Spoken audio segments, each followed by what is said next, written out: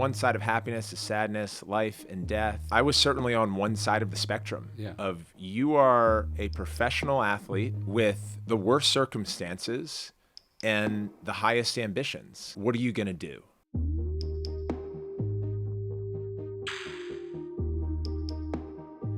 I was thinking in a way I have you to thank for all this whole setup, because when did I do your show? This would have been like 2019 or 18? Yeah, it's something 2018. Or even 17, man.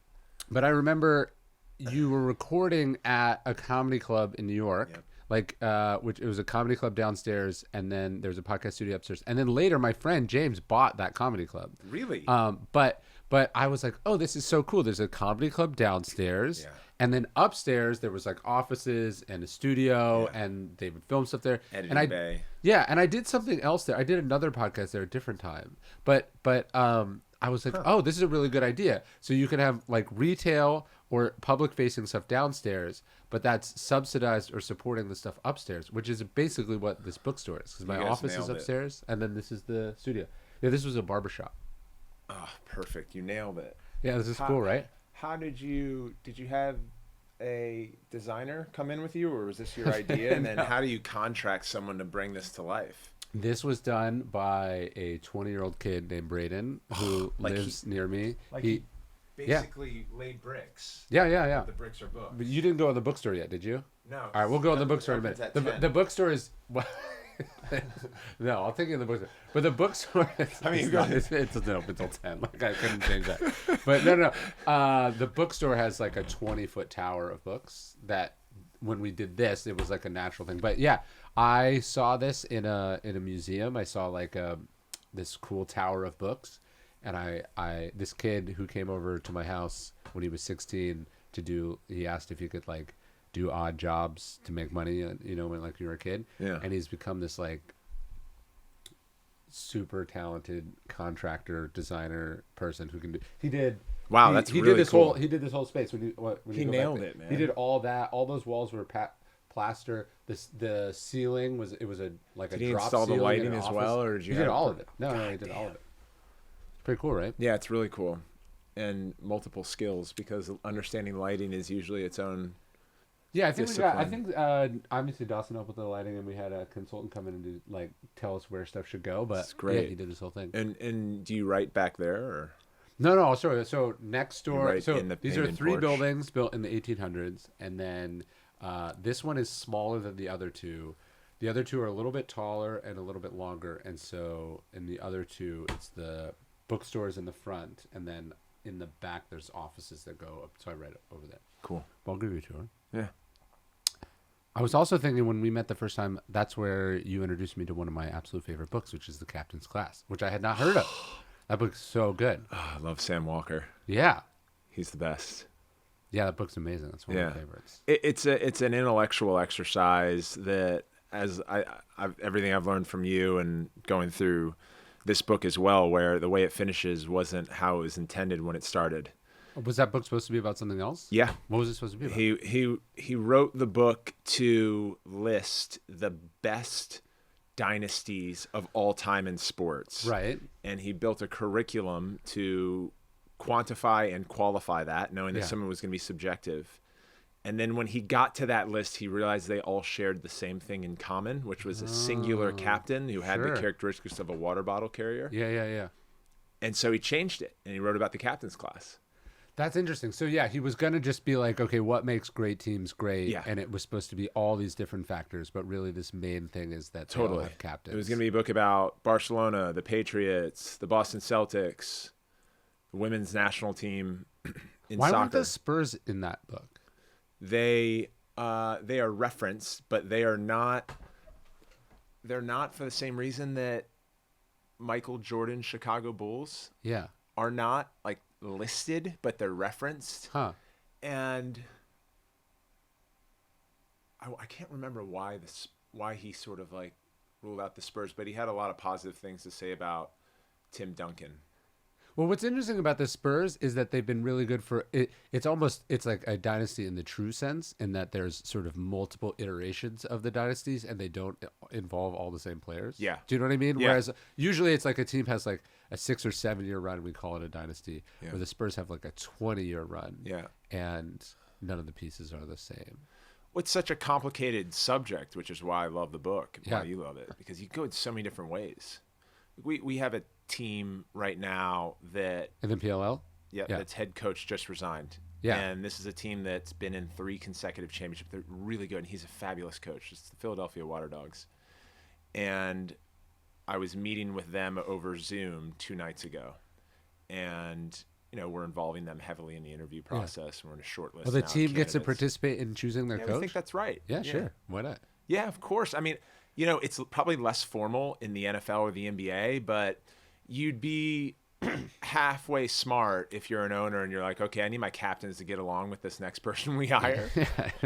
So we formalized their role in it, but it led to a debate around what people talk about with, say, Tom Brady and Bill Belichick, like who's more important. And the truth is, like, they're both important and they both do different things, and one wouldn't be good without the other, and all that type of stuff. And when you're writing a book on it, it is an unbelievably challenging intellectual exercise to try to get something that is worthwhile for a reader to take away. Yeah. I was thinking about that because your book starts with actually, so the series I'm doing and then your book both start with a similar sort of story, the idea of the choice of Hercules. Like you come to this crossroads and you have to choose like the easy way, the hard way, the way people understand or the way people don't understand. And for you, that came from meeting Belichick. So tell me that story. Well, Coach Belichick, who's a dear friend, he came to our practice my junior year in college. And he had just met my head coach at the time, Dave Petramala. And one thing that I'll say about Bill Belichick is that his curiosity reigns. I think that is his strongest attribute. And an amazing tactician and motivator, but he's curious. And to be curious means you have to be humble. Yeah. Otherwise, I think it's faux curiosity. So why was Bill Belichick at a Johns Hopkins lacrosse practice? Because Johns Hopkins has the most national championships of any university in the country and had the number 1 team for 4 consecutive years. So he said, there's got to be something I can learn from this guy. So his relationship was with my head coach, and I was the captain on the team. And when I found out he was coming, I asked my coach if I could get 10 minutes in the office with him after practice. And he went, well, let me ask. And he came back to me. He was like, so coach is going to give you 10 minutes, but, I'd like to know what you're going to talk with him about. And I went in there with probably 25 questions, and the 10-minute meeting turned into a half-hour, maybe hour-long meeting. Sure. And I was just asking about, Tom Brady and, their path to not only the dynasty that they were building, but the challenges that they've had to overcome year over year. Were they still? They were still a little early in that. What year would this have been? Yeah, this was 2007. Okay. Yeah, so it was actually the year before they had that undefeated run and lost in the Super Bowl to the Giants. Everyone, I mentioned this in my book, but when you think of Bill Belichick, you think of his 8 Super Bowls, but he has the most losses as well. Yeah. Or going to be in his next job because it's inevitable, but right now the second most losses of any NFL coach. Period in history. But probably the most losses in the Super Bowl too, right? Like, if you think about it, totally. He's been there the most times. Which tells you what? That the greatest lose. Michael Jordan missed 9,000 shots. Peyton Manning still has the record for most interceptions in a season. Cy Young has blown more saves than any pitcher in history. Martin Brodeur has given up more goals than any NHL goalie in history. Yeah, when you talk to like baseball too, because there's so many games, you realize, you've lost thousands of games. Yes. Like you've lost an unfathomable amount of games, which is nuts. In football, there's not that many games in a season, so Bill Belichick plays a long time. He has a lot of losses, but like cumulatively, it's not that many. You look at some sports, you're like, like basketball, you have to get used to losing like a lot to be great. Totally. And you have to be willing to constantly put yourself in that position where there's high risk of losing and you're going to lose, and how are you going to respond? So anyway, back to this meeting, we kind of, I feel like we hit it off and we stayed in touch. We exchanged information. Then he came to a game and kept coming to practices my senior year. And when I graduated, I grew up in just outside of Washington, D.C. So at the time I was a Redskins fan, now Commanders. And he sent me a box of Patriots gear. Mm-hmm. And the note was, I kept the note. What did it say? I should have it right in front of me right now. But he said it was a little bit in jest. He was like, congratulations on an amazing career. I wanted to outfit you in the right team now. Yeah. He was like, and then he wrote a note, like, because there's a big puffy jacket. He was like, I know it's not that cold in Maryland, but when you come up to Boston later this year to watch a game, you'll wear this coat. So that happened. Yeah. I went up to Boston. I had finished my first season playing professional lacrosse. And we sat down and talked about sports and life and what was important to me. And I think what Coach Belichick does so well, because he's had world-class players on his team that didn't play college football, yeah, is that he's an incredible recruiter of talent that leans towards soft skills in the professional ranks. Okay. Meaning, there's thousands of athletes who run a faster 40 than me and bench press more than I do. But he has an ability to see, okay, this person has something upstairs that I think is the differentiator in the pro game. I can teach them the specifics of the position, but I can't teach, but they've got the other things that not enough players have. Yep. I not only I can't teach them, but I don't want to teach someone to show up at 6 o'clock in the morning every day. Right. I don't want to teach that same person to be the last to leave. I don't want to teach that person to have this endless thirst to study film, and when he senses that, I think he goes long on it. So a little bit out of his skis, because I had never played football, not even youth football, is we began to poach the topic on coming out for the Patriots. And he wanted me to be a strong safety, and I wanted to be a wide receiver. but who am I to argue with? Sure. Belichick. So we broke that dinner and was like, well, think about it. I went back to my strength and conditioning coach, Jay Dyer. Remember buying football pads and saying, I think we should give this a shot. Then we had several conversations later, and the one for me was more of a heart-to-heart with Coach, where I had then my second year won MVP. So you've now gone pro in lacrosse player. Yeah. And I had been selected to the Team USA eventual gold medal team that would play in the World Championships in England. And he just said, look, man, I think you can make it on this team. It's going to be a long journey. Yeah. Little did I know that Chris Hogan, who 4-time All-American lacrosse player at Penn State, 2 years younger than me, ended up taking Coach Belichick's request and winning 3 Super Bowls. Anyway, I love Chris. He said, it's so rare in life that any of us get an opportunity to be the greatest at what we do. And he was like, look, the greatest lacrosse player we could debate is Jim Brown or Gary Gait. But in this moment now, you have a chance to do that. Yeah. And by accolades, you have been called that. And if we strip out all this material stuff in life, like wage differences, because they were massive. Yeah. What's a professional lacrosse player making in 2009 or whenever this is? The league maximum was $14,000 for the season. And just the NFL minimum is what, like 400? Practice roster players get 400,000. and Chris Hogan makes what in his NFL career? Chris Hogan's biggest contract, I believe, was $11 million a year. Okay.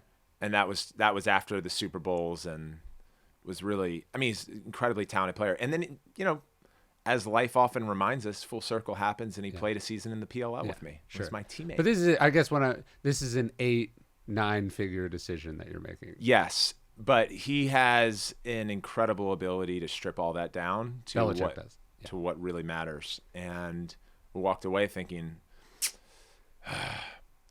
this is not only a lot less money and a lot less attention. Yeah. and I say attention, I'm speaking more as the businessman now of viewership and Sure. media marketing. It's the biggest show on earth, like millions of people every weekend. Yeah.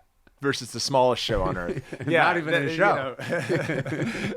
Yeah, you've always been far more eloquent than me in being able to still down something better. Like it's not even being televised. Yeah, yeah, yeah, not even televised. Yeah. But he really convinced me, and I don't think actually I shouldn't say that he never convinces anyone of anything, but he really made it very clear.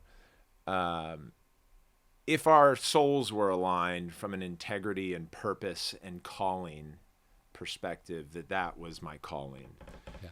And I had no clue what my career would evolve into. Sure.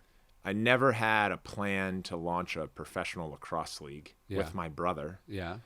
I never knew that I would have a 14-year professional lacrosse career. And I never knew things like I would go through a divorce and, lose championships and have 7 surgeries. And all of that stuff is largely through the lessons of many other athletes, entertainers, and entrepreneurs that I read about in the book, is part of the journey. Yeah. And the best thing you can do is take the first step. Right. And make a hard commitment. But there must have been moments where because I saw it in the documentary, you're walking to a convenience store to buy your own ice to ice your knees, where you're like, what the fuck was this decision that I made?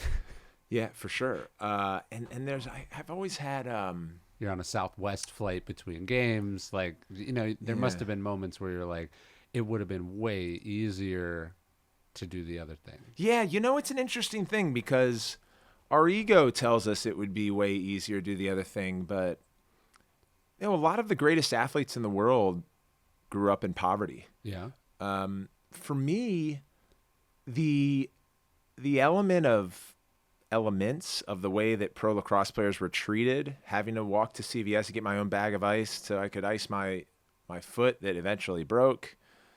That stuff was motivating. Huh. And, as we learn, one side of happiness is sadness, life and death,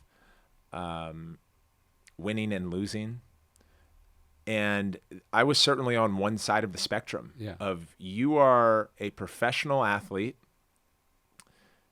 with the worst circumstances and the highest ambitions. Yeah. What are you going to do? Right. And so it was motivating for me. And I think even about someone like Michael Jordan, who played in the NBA in the 80s when it wasn't the NBA of today. Yeah, sure.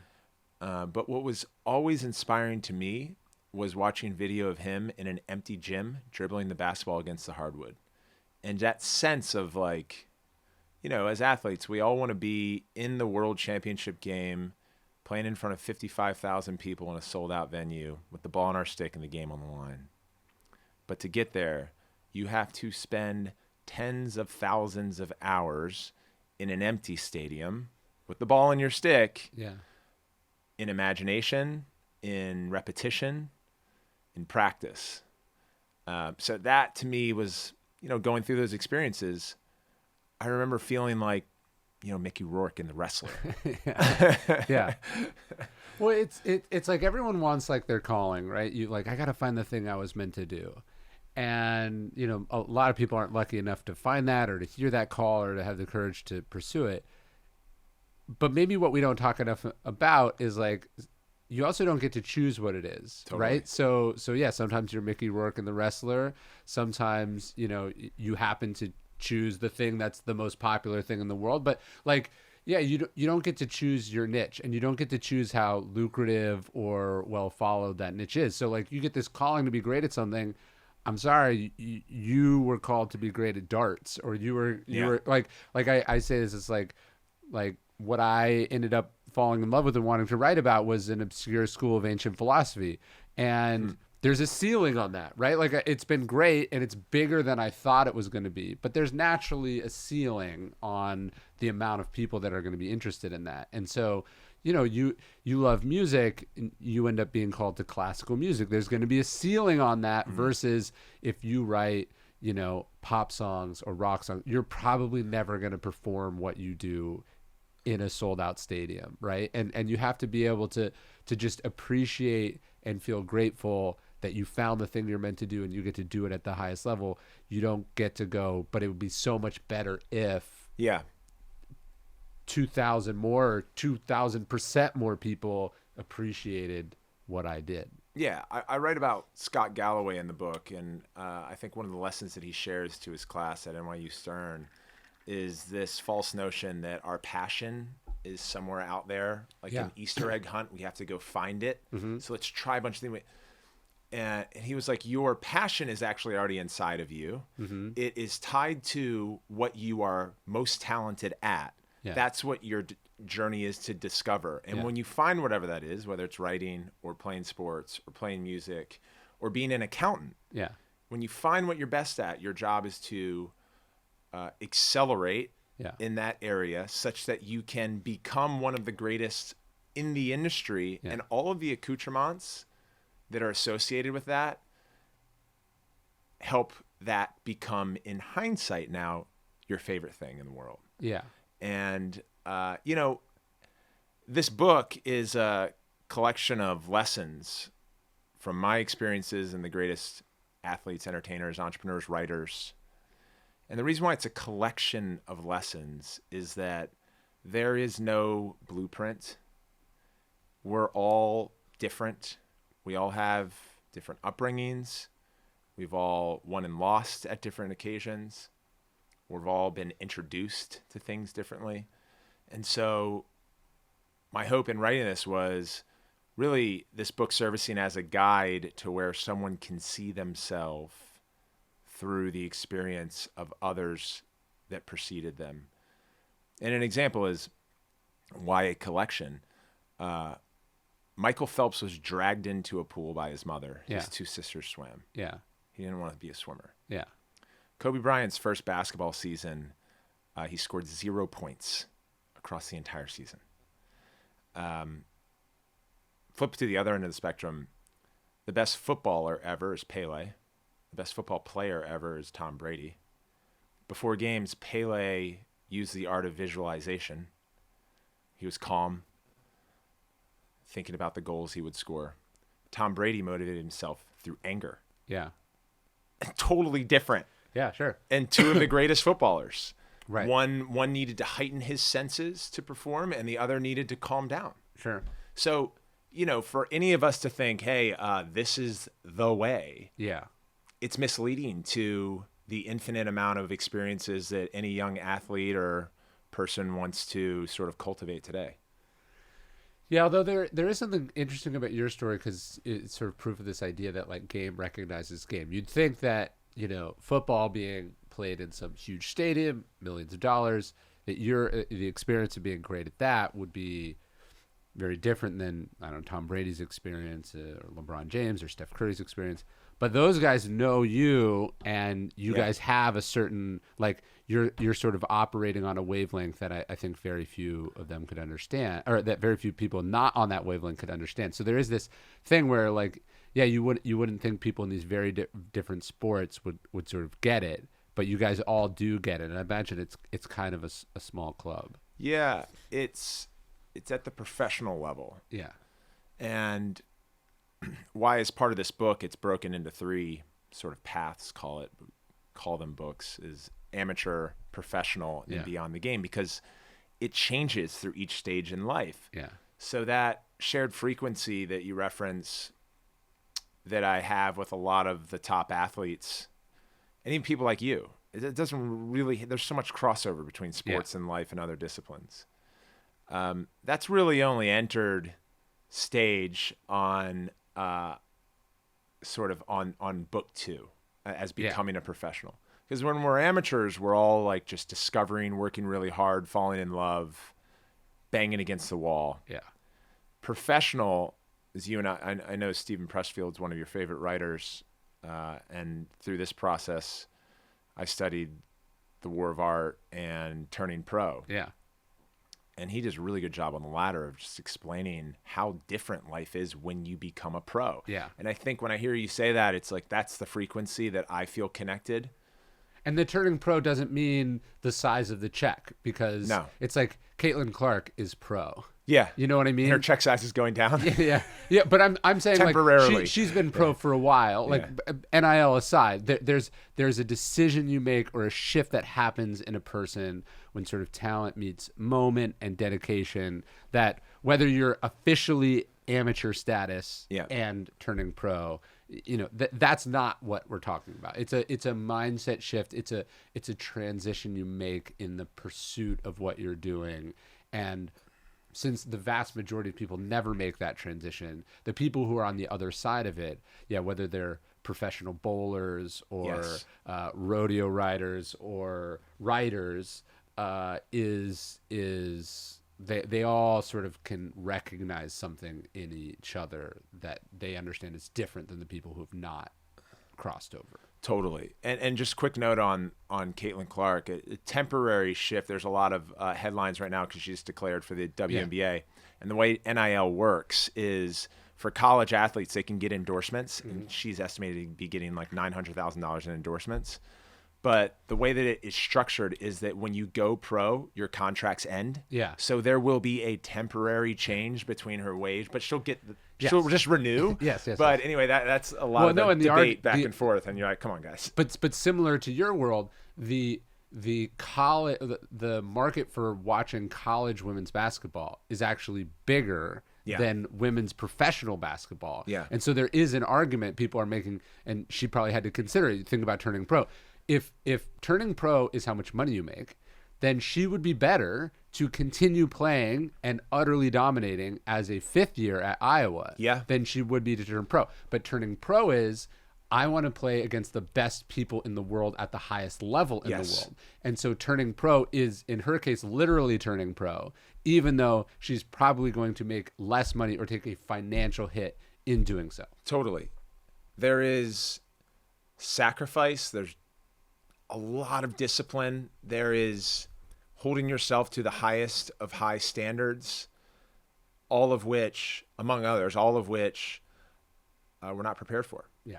There's mostly, if we zoom out and think about society, there's mostly dialogue and resources and coaching that are dedicated to getting drafted to the pros. Yeah. And very little dedicated to, okay, once we're here, what do we do now? Sure. And it's a reason why the average life expectancy for any pro athlete is 2.5 years. Oh, in the league, if they don't die. But I get what you're saying. Yeah, in the league. I should have clarified that. I was like, oh, wow. Okay. Yeah. So their career life expectancy. Sure. Well, because that's the thing about turning pro. So you turn pro, right? And you're on your own. Yeah. You're now responsible for yourself. And a lot of people are not prepared financially, from a maturation perspective. They're just not ready to do it. And so they burn out or blow up or make mistakes. Plus, it's just wicked hard. And so turning pro is it's burning the boats behind you. It's cutting all the safety nets. And now you're just doing it. And most people can't do it very long. And coming full circle back to Bill Belichick, that's what he susses out. Yeah. He has an ability and a knack for sensing that emotionality around a Caitlin Clark, around a Tom Brady, and that's, I think the greatest coaches do. Yeah.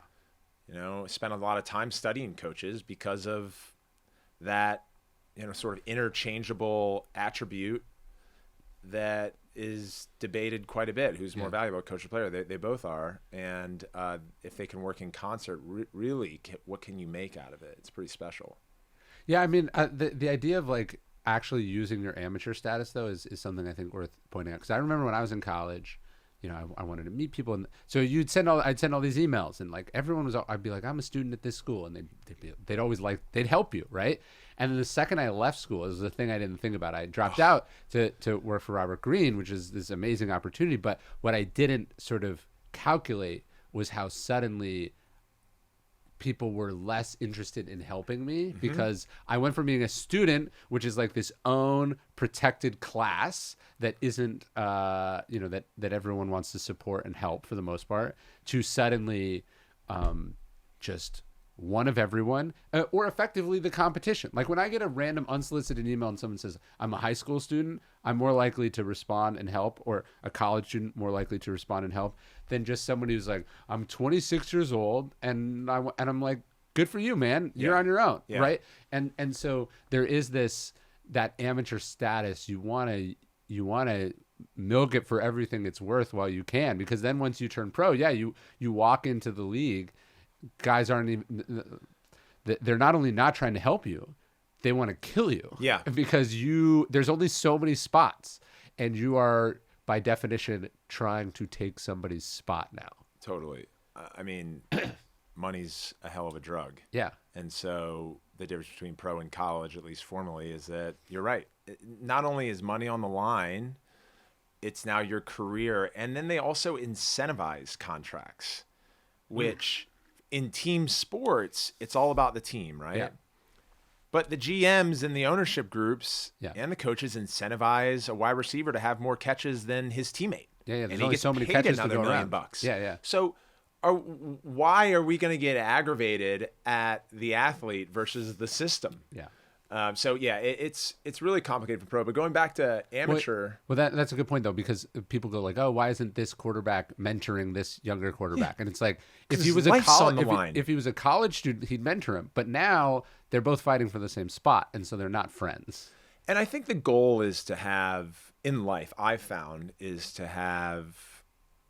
be able to like nurture that competitiveness and that edge that you have, and pair it with perspective. Yeah. Speaking of professional, when I was 28, I lost a world championship that, the team I was a part of was dubbed the greatest ever on our home soil, Team USA versus Canada. A week later, I was back playing in Major League Lacrosse in a playoff contention game and broke my foot. So 2 of the worst things that could have happened to me in my life did in a matter of 10 days. Yeah. And at the time, what got me to that place of high performance was a singular focus around not only being the greatest lacrosse player in the world, but the greatest ever. And it was so singular and everything pointed in that direction that it was my identity. Yeah. And it was through that depression that I went through and the recovery of my foot that I got into sports psychology, and then I got into therapy. And my fear was that, I'm learning like what I call now a soft masculine approach to life. Is that going to impact my ability to compete at the highest level? And the answer is no, it shouldn't. Sure. And so going back to your point around 2 quarterbacks competing, their jobs are on the line. Of course, they're going to do whatever they can to hold on to their job and their goals as a starting quarterback in the NFL. But what that shouldn't turn into is hatred for the other person, or ridicule for the other person, because they're doing the same fucking thing you are. Yeah. And I find that to me has been the unlock of various ebbs and flows and emotionality in my life. Yeah, Lance Armstrong told me like he'd always been competitive, but then when he got cancer, it was like sort of the competition of his life, right? He's like, if I win, I live, and if I lose, I die. Yeah. Right? So he's like, I have to beat this thing. And he was basically saying that he was sort of never the same after that. It became like just sort of winning was literally just sort of a switch flipped in his head, that winning was life and death. Yeah. And when you look at all the things that came after, that was part of it. So it wasn't just like, hey, I like winning, I want to win. The money is in winning, not in losing. Yeah. It was like, no, winning is everything. And therefore, one must do everything and anything to be able to do it. And so that can be really hard if you're already naturally driven, you're already competitive, and then there's intense rewards on the line. When your identity, which is another form of life and death, like this is who I am, and if I can't do it or I don't win, then I'm nothing. Or, that's that the ability to modulate that or to turn it off or have it in perspective is like a really hard thing. Well, you study death, and something you and I have talked about quite a bit, and I've started studying it more and more. Something that I was very resistant to. naturally. But it comes back to this discussion of when we die, we experience an ego death. Yeah. And we have this release of a 5-MeO molecule that we get when we die and when we're born. And when that happens, none of this stuff matters anymore. Sure. And it's actually relieving. Yeah. And it goes to, what I try to talk about in this book, which is making decisions around what is authentically important to you. Yeah. Versus, having your name on a building. Yeah. That lasts, the next 100 years and all this other shit that, like, when we die, which we all will, doesn't matter. Well, not just when we die, but when we get vulnerable. Like, you know who Scott Pollard is? Yeah. He played at Kansas. He was on the Kings when I was a kid. I think he won a championship with Cleveland. But he's great basketball player. Seemed like a real fun guy. Yeah. And then the other side of being really tall and really big is that your heart can't take it. Yeah. And his heart basically gave up. Like every dude in his family, the same thing happened because they're all huge. And suddenly he needs a heart transplant or he's going to die. You can imagine in a second, all that, as soon as you get the news, like, hey, your heart has 2 years left. And if another very large person doesn't die in an accident and happen to be an organ donor, it's it for you. Yeah. The championship goes away. Yeah. The Final Four games go away. The playoff games go away. The $100 million contracts go away. All of a sudden, it gets really narrow really quickly. And there's no, front desk you go to and you say, I'll give you all these things in exchange for a couple more years of life. Do you know what I mean? It gets equal really quick, really fast too. Yeah. And this is sort of, and he just got his heart. He just got one. Yeah. So it worked out, but it worked out. And similar to Lance, the experience of going through it is game changing. And this is part of, I first want to say, I would never have written this book had you not sent me an email, not knowing that I was entering my final season as an athlete. It was in March of 2021, and saying, "Hey, man, why haven't you written a book yet? Did I say Call that? me." That's funny. Yeah, call me. And it was mainly because, we met when I had you on my podcast 7 years ago, and my goal out of curiosity was to interview people who I thought were brilliant and learn from them. And over 5 years, had a lot of guests. And so when we got on that call, you were like, I think you can translate a lot of these conversations I've listened to the book. Mm-hmm. Went back and forth a little bit more, and that's how we began. The challenge that I've learned as a writer is, just looking around this room, there's so much brilliance here. And I remember my call with you. I said, why I've never considered writing a book is like, no one wants to fucking hear from me. And you were like, that's why you should write a book. Yeah, You're funny. Like, if you didn't have imposter syndrome, then we would actually find that no one wants to read your book. Like those, I think you said something like, those who think they have a huge audience don't, and those who don't think about their audience and don't think that they're capable of delivering something can. But you know what's funny? So all these books, a lot of them have sold many, many thousands of copies. Some of these authors are quite famous. A lot of them are no longer with us. But all these books, which these people sweated over and poured themselves into, were purchased like in bulk in a bin, right? So you work so hard on this thing, and financially it matters if you sell them one by one. These were supplied by a company called Books by the Foot that sells books literally in volume, like the amount of square footage you are trying to cover. And primarily they sell them for like, I don't know, some billionaire wants to have a fancy looking library but doesn't actually read books that. Or it's like a movie set. They need a scene. It looks like someone has a lot of books in their house. So that's what so these are garbage. These books are garbage. Do you know what I mean? Like these are all books that people donated or were going to throw away. And they're as individual titles, they were meaningless. They were sold by weight and size and square footage. And so that's the other thing. It's like you think, hey, I'm gonna win this championship, I'm gonna get this belt, I'm gonna get this trophy. And then at some point, eventually down the line, like if it's really valuable, your family's like selling it at auction. If it's not valuable, maybe they're using, your great grandchildren are using that cup as like a thing to throw their keys in when they come in the thing. Or it's just trash, like that's a Grammy that I won. Yeah. And I put my own little plaque on it, and it says, this is just going to go in the garbage when you die. Because like these things matter so much, and then they don't matter at all. Yeah. Yeah. You have my mind running in a million directions right now. I think about these books and sort of the point that I was drawing to. They're laid like bricks. Mm-hmm.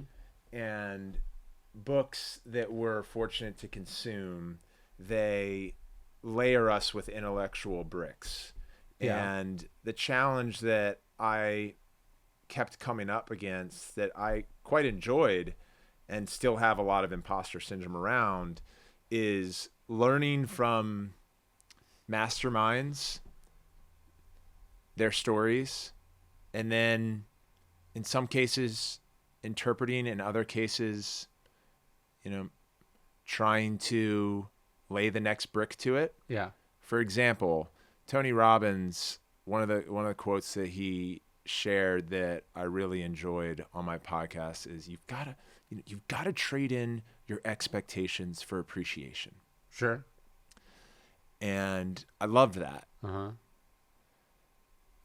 And as I was going through the professional chapter, I felt that needed to evolve versus beyond the game, which I think it's well intact. And that's why the stages of life, we take things differently. So the way it could evolve in professional chapter is you can have high expectations and appreciate. Yeah. Not trade. Yeah. Because the minute you trade, I learned in sports psychology, is the minute you become a shitty player. You have to have an extraordinarily high expectation for yourself. You can't just be having fun out there. And that's going to cause duress. Yeah. And that's what he works with such a wide range of people. And just that task alone is impossibly challenging. But a lot of his work is around lowering the duress. And is your sports psychologist? Yeah. Yeah. In sport, you have to keep friction. Yeah. You have to have nerves. Nerves are actually a biochemical response in our body that's warming up our blood and getting our muscle fibers to begin to twitch so we can perform at our best. Yeah. Nervousness sort of sits in your stomach. It feels like butterflies. Yeah. And that can be interpreted different ways. But when your body is like kind of shaking, it as a performance athlete is priming you. It's your engine priming. And if you're not feeling that, it doesn't matter to you. Yeah. And the reason why things don't matter is you're just not holding yourself in a certain regard. Yeah. So anyway, that's it. That was an ongoing challenge of writing this. No, when I in Discipline Necessity, I talk about Floyd Patterson, and in one of his title fights, he said he went in and he wasn't afraid. And that's when he knew he was going to lose. Because he had either taken it for granted or he hadn't taken it as seriously as it is. So that's a really hard thing. I'd be curious how you think about it, because to do something at a high level, you have to have extremely high expectations. You have to take it extremely seriously. You have to act. Part of you has to go like, this is the most important thing in the world. This is a matter of life and death. That's how you get peak performance out of yourself. At the same time, that's a recipe for not enjoying it while you're doing it. And so, when people go like, don't care about outcomes at all, don't care about anything, just have fun out there, you're probably not going to do great. At the same time, what's the point of being great and successful and doing this thing that you used to love if you suck all the fun out of it and you make it this artificial life and death thing? So the ability to be like, I demand high performance from myself, and also, isn't this so cool that I get to do this and I feel so lucky and I appreciate it, to be able to have expectations and appreciation at the same time. That's where the magic is. And it's maturity, and is a delicate skill that comes with a lot of work, just like any skill. You and I can sit here and talk about it, but for it to actually work, you put it in practice. Because the first 5 years of therapy, I vehemently contested my sports doc. His name's John Elliott. The fact that I could have both. Yeah. I personally was pursuing self-actualization with him because it made me feel better. I felt like a better human being, more well-rounded. And I also felt like I was losing my edge. I challenged him. He was like, nope, we're going to get to a place where it's going to be a switch for you. Yeah. Because you need all that edge when you play if you want to be the best. But you don't need all that edge all the time. Well, it's not sustainable to have that edge all the time because it makes you a monster or it makes you miserable 100%. And it burns you out. Yeah. And so one of the things I was challenged with as an athlete is when I'd lose games, it was hell. I would stay up all night and play every former play back in my head. When we'd win games, I would stay up all night playing back the plays in my head that I could have done better in. Yeah. And that's just not sustainable. Yeah. So, I've learned this in business too. How do we approach it? We build processes. Well, that goes to what we're saying, right? Because also you're gonna lose. So if you can't figure out how to manage losing, if you have a long career, eventually that losing will kill you. Totally. The statistically certain losses will eventually be cumulative enough that it breaks you. Totally. Yeah, and so there's processes, there's tactics, and there's boundaries. Yeah. On the tactics side, for example, one thing I worked with, it might seem small, but like I would get so edgy on game day and we'd play at nights that I wouldn't know what to do with myself, so I'd take a nap, take a 2.5 hour nap. Just turn yourself off. Turn myself off, which wasn't great from an athletic performance standpoint, but it's just what I wanted to do. And it worked for a long time, but we changed. We built a new tactic. We said, okay, you're gonna go to Whole Foods after your morning walkthrough. You're gonna get the nutrition in that we know is gonna work. And then you're going to take a walk with a friend, or you're going to read a book, or you're going to go to a movie. Yeah. You're going to book a matinee. Yeah. It's like, but I want you to stay as active and as intellectually engaged as you do during the week. Yeah. Versus like all of a sudden change your game day routine. Yeah. Where your sports scientist, your strength and conditioning coach, and your nutritionist would be like, wait, why are we taking a 2-hour nap today? We haven't done that all week. Yeah. Sure. So don't treat the game as special because it's not. Yeah, so you have to be willing to challenge what you were doing, even if it was working. Yeah. In an attempt to solve for this really difficult balance of having two things at the same time and both things being true, high expectations and appreciation. There are things that a lot of the greatest athletes in the world have worked on to create better appreciation. Mindfulness is one. And then boundaries that must be set, written down, practiced so that they become sturdy. Yeah. And a boundary that I would set for myself, for example, is after a game, no matter what, winning or losing, I wouldn't watch the game tape. I wouldn't review the stat sheet. And I would focus on reframe how important that night was from a recovery standpoint. Sure. For sleep capacity, nutrition, into allowing me to become an even better player the next week. Yeah. So there's a little bit of like games that you play with yourself. You're corralling the kind of primal energy, the ambition, the drive, maybe even some of the self-loathing that makes you get great at something. So you have a little bit of space to be a person after. Totally. Yeah. Yeah, that's exactly it. No, I think about that because obviously when I'm not writing a book and I am writing a book, those are different modes. But I've been on for the last several years. I'm writing all the time. Yeah. And there's no off season. And then you get married, you have kids, you have a life, you have success. You want to be able to appreciate it, enjoy all that. You want to be a functioning person.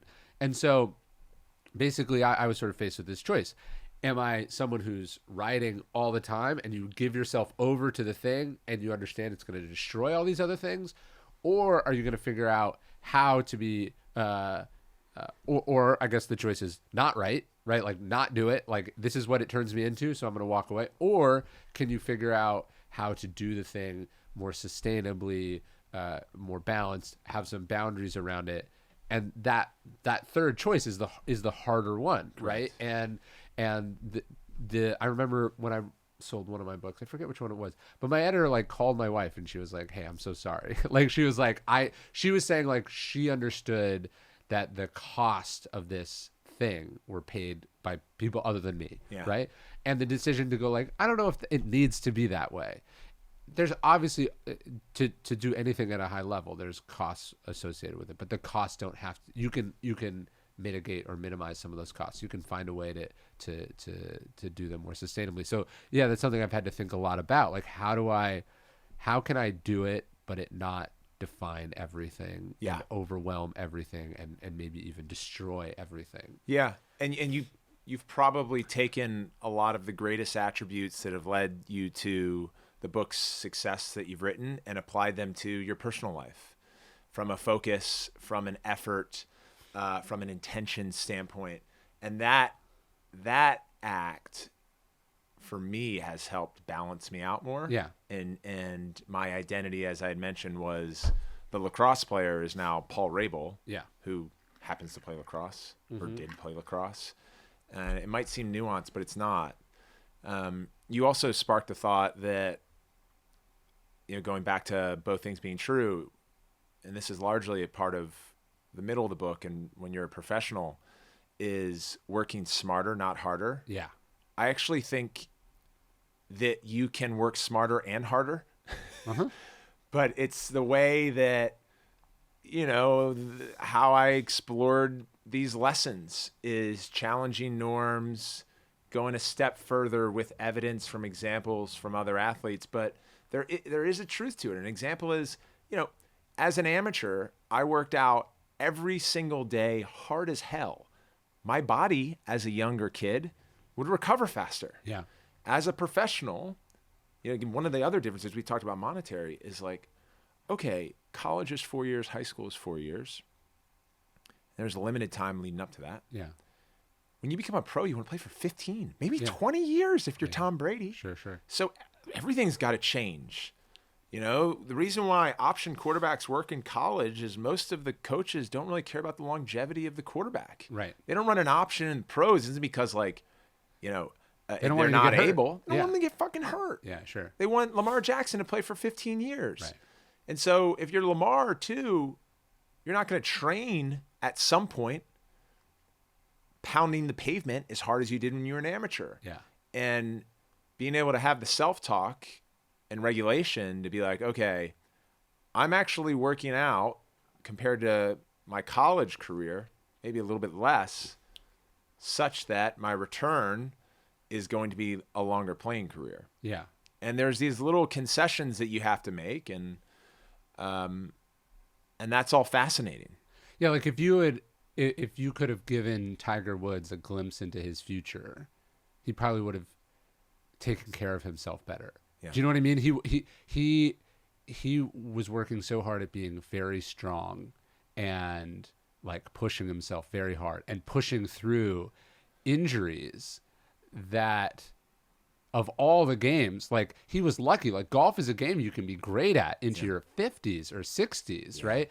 And he treated himself more like a football player that had 2 or 3 or 4 years. Unbelievable. And he grinds down the gears. Yeah. And now, like literally, like his joints are not like there's nothing there. That famous victory is like playing on a leg with no cartilage in it, and like if he could have conceived that he'd still be paying that bill 10, 20 years later, and what it would deprive of the potential victories it would deprive him of in the future, maybe you make a different bet. And that's what I think about writing is like a lot of the writers I really admire are still doing it when they're quite old. But if you hollow yourself out in the middle, there's not going to be anything left when you get there. Totally. I spent a lot of time studying Tiger and wrote a little bit about him as well. And we mentioned Michael Phelps being dragged into a pool. Tiger was a prodigy. Yeah. And his experience came from his father's introduction to Tiger to golf, and then his father's hardcore coaching. It's like Serena and Venus's father doing the same thing.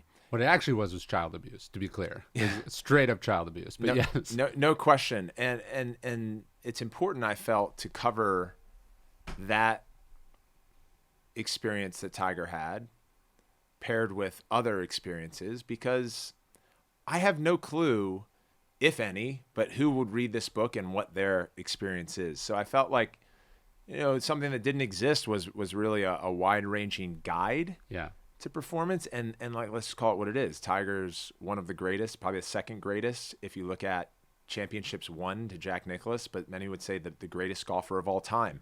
He basically had came 10 with his years challenges. At number one. It's unbelievable knowing what he's been able to accomplish with the trauma of his upbringing. Yeah, it's insane. Insane. Like that unfortunately is not uncommon. Yeah. Especially in today's day and age, where like helicopter parents have emerged more than ever and hoping that their kid becomes the next Tiger Woods. Yeah, and there haven't been any. It's hard to watch at times, but Tiger also did something that I think a lot of athletes can think about, and whether it's what they apply to their discipline or not, where he was at his peak, winning majors and tournaments left and right every single week. And then he decided to change his swing. Yeah, sure. Because he was looking downstream around some things that he was getting away with because of his athleticism that would require a little bit of a dip initially to swing back up better than he ever was. And that's what happened.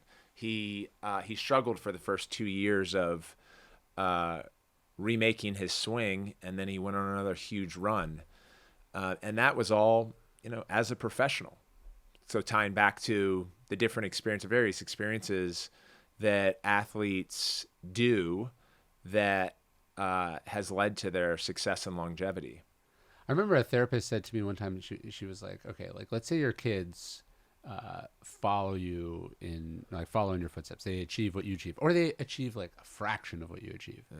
Would you want them to feel about themselves the way you feel about yourself? And it's like, no, of course not, right? Because so often what drives us to achieve is some sense of inadequacy or some sense of needing to prove. So even if it's adaptive, very rarely would you wish it on another person. And so to me, the thing that we're all trying to figure out, the really powerful, important thing is, can you figure out how to do what you do from a place of fullness rather than emptiness? Like, can you find a better fuel? Yeah. Right? Like, Jordan understands that anger fuels him to be great, but like, I'm sure if he ever saw one of his kids just manufacturing some like feud with someone, he'd be like, dude, this, like, you don't need to do that, right? Because they're like, even if it works for you, you understand on some level there's probably another way, and that you also understand as time goes on what it's taking out of you to operate that way. Yeah, I think letting go is an ongoing practice that we often think we do when we have to, but we're doing it regularly. Yeah. So the big ones are, for me, were getting traded. You were afraid of being traded? No, when I was traded was an incredibly difficult, excruciatingly painful time, because there's shame. Yeah. There's embarrassment. There's self-worth that are all being, magnified. Yeah. Right? Even if you can frame it as, oh, man, which team got the better end of the trade? They dealt 3 players and 2 picks for Paul. But in the end, that team has decided they don't want you anymore. Yeah. And so our ability as athletes or individuals to move on and potentially soar to all new heights is that ability to let go. Yeah. Of all of that shit. Yeah. And so that was one example. I went through a divorce. Relationally, when something's not working, we grip to it. Yeah. We have these attachments and stuff. But a lot of the commonalities are there. And then retiring, which I talked with you quite a bit about. Yeah. Letting go of something that was, for a large portion of my life, my identity. Yeah. Something that I love to do, something that fills me up every day. letting that go. So those are like the big ones, but we let go of small things all the time too. So if you are a high performing person that has the gift of edge, you should leverage that mentality around the things that are painful. Yeah. And being really good at letting shit go Yeah. is another reframe that all athletes want to be really good at everything. Yeah. Yeah. So the decision to be good at this thing that's hard is a way to put yourself into it rather than fight it. Yeah. I mean, the most difficult thing to unravel, to what your point is, like our self-worth, and to that question of, do we want our kids to feel the same way as we do now? And what I hear is, I hope that, me and you that feel the things that we feel, don't think that we're at a dead end. Yeah. We can work on ourselves. And I know Sure. you know that. And then we hope to leave that stuff that we're working on as the foundational work that our kids. Yeah, hopefully they can pick up where you left off as opposed to just repeat the same cycle. Yeah, I mean, I think about you related to this book in your journey as a professional. Okay. You're largely considered, I mean, I've told you before, my favorite book is Discipline is Destiny. And the first book of yours that I read was Trust Me, I'm Lying. Yeah. And I really enjoyed it and still recommend it. And it was a part of your life that, led you to becoming known in the industries as one of the greatest performance marketers and creative marketers on the planet. And part of what you learn in this book is the art of storytelling, the art of hacking growth, and things that I know almost run in conflict with Stoicism and the stuff that you write on today. Sure. It's impossible for you to be writing intellectually the way that you do, having not, done all of this incredible work as a performance marketer. And performance marketers aren't bad. It's just, you have to do, I think the more experiences we have, the better we become, and the unknown future that sits for all of us, we're going to be more prepared for it when it comes. No, that's really interesting. One of the things that Stoics talk about is that, like, okay, look, your whole life has been a series of changes, right? You were not born, and then you were born, and then you were a baby, and then you were an infant. Like, you were transitioning all the time. You were becoming something different, right? And some of those changes were not fun. Like, you were married, and then you were not married, or you were popular, and now you're unpopular. Or you had 2 legs and then you lost one of the legs, right? Like, things happen, right? And in Meditations, Mark Cerullo says that all this change is a form of death, right? When something happens, that the old you dies, and sometimes a new you is born.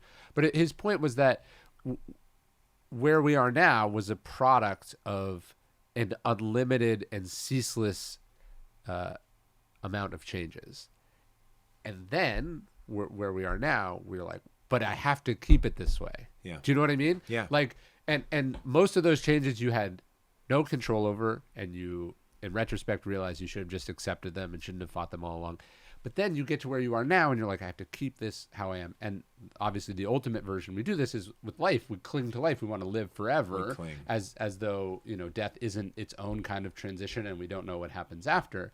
The point is, like, you just have to get comfortable with this idea of change, and you have to accept it, and you have to embrace it, because who you were isn't alive anymore, and what you're going to be in the future is only going to happen if you die multiple times, right? Like, the athlete who dies, the person who lives in this town die. Like, to get where you're going, what you could meant to be some amazing future or just some future that is what it is only going to happen if you accept all these changes between now and then, most of which you have zero control over.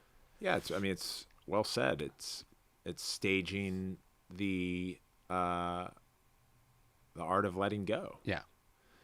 And I think athletes struggle with that probably more than most because our discipline is ageist based on our biology, and we become less athletic, and males lose 1% of total testosterone per year when they turn 30, and you just, it's a young man's game. Yeah. And so it's going to end a lot sooner unless you play golf. There's an astute point. Sure. Then, my parents, my dad sold paper, my mom's an art teacher, and they've been doing it for 40 years. Yeah. And there's not like, oh, they're 60 now. Yeah, they're not going to be able to do it anymore. Actually, they get better at it. Yeah, sure. Well, and so you don't in sports. So you have to really build that skill. You have to later on reframing, and the stages that we go through, are those. I think those threefold. And after you're a professional, what are you going to do? Yeah. And there's a lot. The truth is, there's a lot you can do. Well, when you're used to imposing your will on the game, but also reality itself, like you can imagine, Tom Brady's not supposed to be able to play football, right? Like he's not supposed to be a starter. He's not supposed to be able to come back when you're down 28-3 in a Super Bowl. He's not supposed to be able to play into your 40s. So when you build up this track record, whether it's in sports or business or life, of defying the odds, of bending reality to your will, it becomes natural for you to assume you can always do that and things are always going to go your way. But like life is undefeated, like the house always wins. At some point you're going to bump up against unavoidable reality. Yeah. And you get humbled, and then you have to become that thing ends, you have to adjust, you realize, oh, it felt like I was imposing my will on reality, but I wasn't in as much control as I thought I was. I've been contemplating bending. You mentioned bending reality. I think about bending time. Yeah. When we're in our 20s and we're in relationships, sometimes 5 to 10 years long, you're so distracted and you haven't quite fully developed. If you're lucky enough to have new relationships in your 30s and 40s, you can learn about that person in that relationship in half, a quarter, sometimes a tenth of the time, because you're more focused, you're more present, you're more attentive, you're more inquisitive. And so here's how I've begun thinking about bending time. The relationships and then the actual tactics. We were hosting a company offsite this past winter, and we bring in an amazing sort of relationship and psychotherapist, religious studies expert, savant. His name's Dave Acker. And we broke out into groups of 4, and there were 4 minutes on the clock for each shift. And each of our executives, the rules were, you had to tell people about yourself for 4 straight minutes, and no one can ask a question, can add to it. They just sit there and listen. And 4 minutes feels like 4 hours sure. under that. Yeah. And then you also learn so much about this executive. You didn't know. You know about, their father was an alcoholic, and they were cut from the team their sophomore year in college, and their first company they worked at went belly up. And you're just like, none of this stuff I would have even unlocked in a one-on-one. Yeah. You'd have to ask so many questions to get to this stuff. And so there are tactics that we can use to get more out of life. And I think it's like bending time. Yeah, well, it's not true exactly that athletes decline as they get older. Right. You do, but you also get better and smarter, and you understand more. And so that's what keeps you going, is that you're going this way in one area and then you're going this way in the other. And so, yeah, when I talk about being more balanced as a writer, that I want to keep doing this, but I want it to not, blow up my life as much. Yeah. Part of how I'm able to do that is just I'm so much better at the thing, having now done it dozens of times, that I realize that a lot of first off, I was just inefficient, period. I wasn't disciplined enough about how I did stuff. But then also, like, so much of the torturing myself, so much of the doubt, so much of the stress was totally self-inflicted and not at all moving the needle. It had nothing to it felt like you have this sense that, like, you're like, this is my toolkit that allows me to do what I do. But it's not till you start messing with it and isolating the different pieces that you start to realize, oh, this thing over here, like how nervous I was beforehand, or how mad at myself I was after, or how much I, stressed about hitting very specific goals. I thought that was contributing to the success or failure, but in fact, when I stopped doing it, not only did the outcomes not change, in some cases the outcomes got better, right? And so you realize, oh, a lot of what I was doing was just like ritual or habit or bad habit. And then so when you take that stuff away, you can still do it, and you do it better, and it's less harmful. Nailed it. It's experience. Yeah. They say pro athletes can see the next play before it happens. Wayne Gretzky could see 3 plays in advance. Yeah. Lionel Messi, in his amazing career he's had, the contrarians come in and say, well, look how much he walks. He walks the whole game. And then, his runs are acute and they lead in goals or assists. Yeah. But what they don't say is while he's walking, he's doing something called scanning. So he's and watching that's the statistic.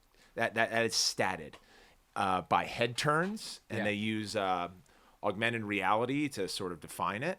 But he has some like 4 times the scan rate of every other player on the pitch. Wow. If you watch him walking, he's constantly doing this. So he's seeing the play unfold, and he's able to use his energy more acutely. Right. To your point, even if that energy is slowly becoming less as he gets older. And then there are other things that I look at LeBron. I don't know this to be true, but I watch him in his last 3 seasons as he's approaching 40. He started doing something that I've picked up on more, which he basically sprints, call it 80% of max speed from the offensive end back on defense. And some would say it's unnecessary. You don't need to use that much energy. But I think for him, as a 38-year-old, might be 39 now, it is a pace that he knows is manageable. We can all get to 80%. But more so, it's an energy that he's bringing to the floor that's full of guys in their early 20s that's saying, like, I'm going to work harder than you this entire game, and I'm going to do the little things that people don't like to do. He spends so much time doing ab work, works on his core. Yeah. People fucking hate abs. It's the hardest exercise, the most painful. It's reserved for the end of your workout often, and it's the easiest to skip. And so therein lies the gold. I was talking to Chris Bosch about this. He was saying that, they were all on Miami together, and they're on the team plane, and they get on there, and LeBron starts doing yoga. Yeah. Yeah, and they're all like, "What the fuck are you doing?" Yeah. Yeah. And he's still playing. Every single one of them is not playing anymore. Yeah. And he figured out the things that move the needle. And Tom Brady figured this out too. He's like, wait, I'm spending all this time in the weight room. What's actually preventing me from getting hurt is not strength, it's pliability. Mm-hmm. And so, you figure out the things that actually move the needle, and you do that thing, and then you don't do the other things. And people are going to laugh at you, and they're going to think it's weird. And they were making fun of him on the team plane, because it was weird. What are you doing yoga for? Yeah. But you figure out what works for you. When Kobe Bryant had successive high ankle sprains, he started taking ballet lessons. Yeah. And tap dancing to work on his ankle strength. It all goes back to the art of curiosity. Peyton Manning says that his best attribute is his curiosity, and he talks about a time where he was sitting as a freshman quarterback for the Tennessee Volunteers in a quarterback's film room, and they kept running this playback. He goes, "Coach, pause it here. What happens if this guy over here blitzes?" And the coach goes, "Well, he's not going to blitz." Yeah. What happens if he does? You never blitz in this cover 3 from that space. He goes, but let's just say he did, what are we going to do, right? And He said it was just something that was maybe innate, that he's nourished over time. But when he looks at, the general was his nickname, and all the audibles he called from the line of scrimmage stemmed from his curiosity. That's really interesting. There's a Napoleon thing. He said, 3 times a day, a general should ask themselves, what would I do if the enemy appeared over here? What would I do if the enemy appeared over here? And so it's curiosity mixed with a sense of like preparation. Yeah. And it's wondering, what am I going to do if this happens? What am I going to do if this happens? It's not anxiety, because it's more like awareness. And it's not impotent. Anxiety has an impotence, right? You're like, I'm going to be screwed if that happens. Yeah. Right. Awareness is like, this could happen, and so here are my options. Yeah. And instead of having to think about that in the moment the first time it's happening, I'm going to think about it now. The Stoic phrase for this is premeditatio malorum, premeditation of evils. You're not supposed to just like feel shitty in advance of a thing happening. You're supposed to plan for it. First off, so when it's happening, you're not saying to yourself, what the fuck is happening, right? Which is what you do. Like if that guy blitzed on Peyton Manning, he'd be like, what the fuck? Where was that? Yeah. But he's thought about this. Yeah. So, and because he thought about it, he has option A, he has option B, he has option C. There's a handful of things, because things that like the coach is saying, oh, he'll never do that. You never do this. At some point, the thing that people have never done, they do. And you got to be ready for that. And so it's this kind of awareness, this understanding, this just kind of constant riffing, curiosity, exploring. Well, let's play it out. How would that go? Okay, I see why it will actually almost certainly never happen. But maybe what you actually discovered there is a reason, the 1 out of 1,000 plays that does happen. I mean, the Super Bowl we just had, the Chiefs had gamed through what they would do in overtime in a way that the 49ers hadn't. And you saw Patrick Mahomes when they said, do you guys want to receive? And when the 49ers are asked and they choose, Patrick Mahomes knew that they had made the wrong choice because they had planned through that in a way that the other team, they were just focused on, let's just get through the game. They hadn't planned through what you would do in a only 2 Super Bowls have ever gone into overtime. So the idea that leading up to the Super Bowl, when you'd have so much to do, that you would sit there and think about how you would play the coin toss in this hypothetical, extremely unlikely scenario, but that's where that curiosity and that planning, that premeditation malorum comes in. Exactly, and there's an attention to detail. Yes. So I liked your note on preparation that's paired with curiosity. Attention to detail allows you to be this problem solver. You're right around the Chiefs, and then I would say, Belichick, he would do things like he'd understand the rules better than the rule makers. And he would do things like, okay, if the opposing team's offense is on the 1 yard line, 1st and goal, I'm going to tell our linemen to try to jump the snap, because what's the downside? They can't get any closer. Half the distance to the goal. Right. Repeat 1st down. Yeah.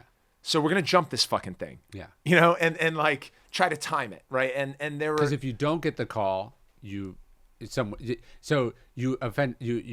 get a jump on the play. Yeah. And the downside of getting the penalty is nil. Yeah, and it's not cheating. It's being thoughtful, right? It's just like, okay, these are the rules. I mean, we build rules at the PLL, and I know that in the NCAA, actually, when they change rules for any discipline, they have a mandate that they have to observe it for 2 years because they want to see what loophole they didn't think about. It's fucking tax code in America, sure. Rulemaking in sports. And if you have the best coaches and players in your league, which we do, they're going to find loopholes. They're going to find ways to play rules that the rule makers, and we have a pretty large internal external committee, hadn't thought through.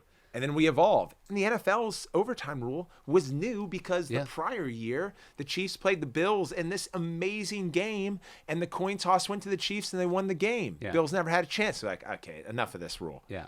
Right? When you had Marty Bennett on the podcast, did he talk to you about the halftime of that 28-3 Super Bowl? Oh, yeah. He was like, we'd practiced. He told me when I interviewed, he was like, we practiced having a longer halftime. Yeah. And I was like, oh, that's attention to detail, right? You would think like the players be like, oh, extra time. No, Belichick's thinking, shit, if these guys have an extra 15 minutes, are they going to get cramps? Are they going to get, do they need extra warm-ups? Yeah. Are people going to get into it with each other? Are they going to get distracted? So they practiced leading up to the Super Bowl, just having 15 minutes to kill. And so everyone knew their places when they went into it. And you could imagine you go into halftime. It wasn't 28-3 at halftime, was it? It was 28-3. I thought the third quarter also went bad, but I'm forgetting. But the point is, any energy that you would need to marshal to come back in that game could have dissipated with that extra 15 minutes. Totally. People could have been planning how they're going to get out of the stadium with traffic. Yeah, and we've all heard this is like fighting for every inch and getting 1% better. Yeah. Well, that gets harder and harder as you level up. Yeah. And so you've got to find the little details inside of the cracks and crevices and take it as far as possible. It's almost like a comedian dragging a joke 3, 4, 5 times further, which makes comedians so funny as they go to the level of absurd. Yeah. Bill Belichick was absurd in their practice of going halftime's normally 15 minutes. It's 30 minutes for the Super Bowl. We're not just going to put 30-minute blocks into our practice. Yeah. No. We're going to march back into our locker room in Gillette. We're going to sit around. We're going to have our PB&Js set up and our Gatorades, and we're going to do our stretching, and then we're going to walk back out. Yeah. I mean, who fucking simulates halftime? Right. No, that is taking it to the nth degree. Yeah. And what are your stations? What should you be doing in this scenario? And so when Marty was like, look, we were down 28-3. None of us expected that. Because we had practiced halftime, it didn't feel like we were down 28-3. It felt like we were at halftime. Yeah. And that was a big difference for them. And what we're talking about here is elite. Yeah. And as I was like preparing to sit down and talk with you, I was like, yeah, we're gonna take this conversation in so many different directions, I'm sure, and it's gonna be hardcore at times, depending on who's listening, and so elite isn't for everyone, and sure. That's okay. Yeah. And elite, I think about it's the highest level. Citing Nick Saban in that famous press conference when he was like, "You have 5 choices to make." That's so good. 5 choices. You're either going to be bad, you're going to be average, you can be good, you can be excellent, or you can be elite. Yeah. And I love that like there are 4 stages from average and only 1 below. And some of them are pretty good. And some of them are pretty good. Yeah. Excellent is excellent, You can make a lot of money being excellent. You can have a lot of fun being excellent. But elite, there's a level above. Elite is going into halftime in the middle of practice. Yeah. Taking it off the field. And having halftime set up in a practice, that's elite. Yeah. Elite is rare. Well, Saban's book has a good title. It's not the greatest book, but the title's good. It's called How Good Do You Want to Be? Yeah. And like sometimes those questions are just so powerful. How good do you want to be? Powerful. I tell this story in Discipline, and I think a lot about it. The Jimmy Carter thing. He's being interviewed for this job. He wants to be on nuclear submarines, and the admiral says to him, how'd you do at the Naval Academy? And he's telling him his rank and stuff. And he goes, but did you always do your best? And Carter says, no, probably not always. Yeah. And then he goes, why not? It's like, why not do your best? Why, like, what, like, not like, did you always do your best, but why didn't you always do your best? And those kind of questions, they kind of hang over you. Yeah. And then they can guide you in these moments. I mean, that's to me the question that, Bill Belichick asked you, which is like, okay, so you can be pretty good at football, but why not be the best at lacrosse? Why not? Like, he's like, why would someone not try to be the greatest in the world if they had the chance to be the greatest in the world at something? And you felt like you couldn't answer that question. You know what I mean? Right. You had like to say, well, I could make a lot more money doing this other thing. Yeah. It's insufficient as an answer. It doesn't fully address the weight of the implication. It's hard to comprehend it. It's just something in the air. Yeah. And then you make a choice around whether to breathe in that oxygen or not. Yeah. Yeah, that is the problem with elite. Like it's rarefied air, and so it's It's tough. And every athlete, like what was the tabloids, they say like celebrities are just like us. Yeah. Every athlete struggles, and oftentimes authors, entertainers, entrepreneurs. Here's the thing. When you have an elite mentality and you're going to the nth degree and you're accomplishing things that others haven't before, on the other side of that is like deep sense of pain and loss when it doesn't work out. Sure. You're sort of widening your aperture, and you have to be okay with that pain. Yeah. When you miss. And I think a lot of athletes that have had extended careers not only know how to manage both, but they appreciate both. Because you can't have the highs of accomplishment and success without the lows of challenges and failure. Just can't. You had a high school coach, I think, say to you, like, the key is you got to take 100 shots a day. Yeah. That's how, if you want to make it into a good school, like, start now, you got to take 100 shots a day. So you did that. You made it to college, you took 100 shots a day. You made it pro, you took 100 shots a day. I like that idea. It's like, what are the reps in your thing? What are the reps that you do that's totally in your control? And if you commit to it and you do it, chances are you're going to end up where you want to go. But how do you think about 100 shots a day when you're not playing anymore? Well, sometimes I take 100 shots because I found that it fills me up. Yeah. With good energy. And my girlfriend tells me now, like, when my eyes wander, something happens behind her when I'm talking to her. She realizes that it's because I'm an athlete. Yeah. It's just her words, not mine, but it resonated with me.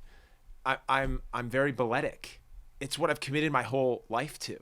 And so when like someone's passing, or like I'll notice it in my apartment, in New York, there's a soccer pitch like right outside, and I'm having a coffee, and I'm like a fucking cat looking at a ball of yarn rolling. And it's sure. So that like getting out there and taking 100 shots is nourishing for my soul. It's an outlet for that energy. Yeah, man, it's chicken noodle soup for my soul. Yeah. But I don't do it every day anymore because it's not part of my career. But so then what are the 100 shots? Yeah. That are the equivalent of that in what I do now. Yeah. And let's just face it, it is very different. It is reading. And you can look at Warren Buffett. He said the difference between what he thinks is his success and what society believes is that he reads 500 pages a day. What? 500, I'm sure it's like device to reports, books to articles. Yeah, 500 pages. He blocks his calendar. Those are the scales. Consume. He's just practicing the scales like a musician. He's throwing his 100 shots in. Yeah, it's simple. He's like, look, I'm going to be a better investor the more I know. Yeah. So I read about the business of sports. I read about the movie business. I read about the publishing business now, because our league is about attention and revenue. Sure.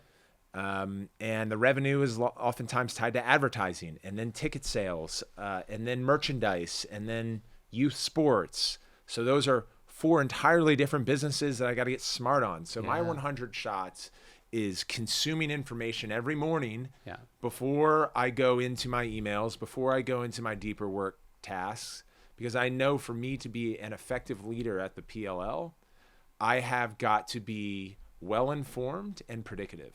Yeah. And so those are my 100 shots. Yeah, it's interesting. I was, because I love that chapter so much, I was thinking about, like, what are my 100 shots? And you'd think, as a writer, the 100 shots would be writing for me. Like, did I sit down and write today? And I realized it's actually not. Like, if I write, great, that moves the ball forward in some way. If I don't know, do stuff for Daily Stoic or make videos or podcasts, this is all great. This is all important for my business. But, like, it's actually, did I sit down and do my note cards? My note cards are the 100 shots. Because everything descends from there. That's the raw material, the building blocks of what I write. And so if I'm not reading and then processing that information on a consistent basis, months later, when I sit down to do the book, I'm just starting the wisdom book and the virtue series. If I don't have what I need on Monday to write. It's because I didn't do 10 note cards in December of 2019. Yeah. Do you know what I mean? Yeah. And then they didn't sit there for 5 years until that moment. And so, yeah, the figuring out what your 100 shots are, what's the building blocks, what's the repetitive practice, what's the scales you have to practice as a musician. You got to figure out what that thing is. And you got to say, like, come hell or high water, don't care what the weather is, don't care if I'm feeling it. I do that thing every day. And that was the caveat in what this prolific coach told me. Said, okay, 100 shots, doable. Yeah. 30 minutes. Yeah. And I'm going to get a Division I scholarship to the college of my choice. Yeah. Okay, done. He was like, hold on. Holidays, bad weather, the everyday sickness, is the thing. Yeah. You've got to do it. Yeah. And I took that as literally as I possibly could. And that was, as I reflect on it, part of it was because he hung the carrot. Yeah. And he was a prolific coach, so he had seen it, so I believed him, and he was right. Yeah. So I think, someone like you as a prolific writer, understanding the carrot of note cards and how important it is to writing your next books is critical. And then what I learned is that when you develop a skill like that or a practice that is a habit, it quickly ties to your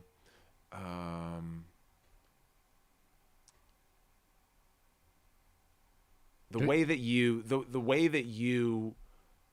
standard that you hold yourself to. Yeah. And the reason why I'm like pausing to think about that is the standard has to be so important to you that it will cause you strain when you're not meeting it every day. If I had looked down at my watch and it was 5 o'clock in the afternoon, and I hadn't taken 100 shots, I wasn't surprised. I had thought about it at 4 o'clock, 3 o'clock, 2 o'clock, 1. It was so layered into what I demanded of myself that as the day went on, I would feel more and more guilt. Yeah. And if I ever missed a day, I would shoot 500 shots the next. You got to pay interest on your day. Yeah. So it has this physiological. Well, it goes from a practice to a routine to a ritual. There's something sacred about the ritual of it. So yeah, ultimately the note cards are work product that I rely on. So it's money, but really it's the process of doing it that you come to find therapeutic and sacred and just comfortable. Yeah. And that's why you do it every single day. Yeah. Dude, this was awesome. You want to go check out some books? I would love to. All right, let's do it.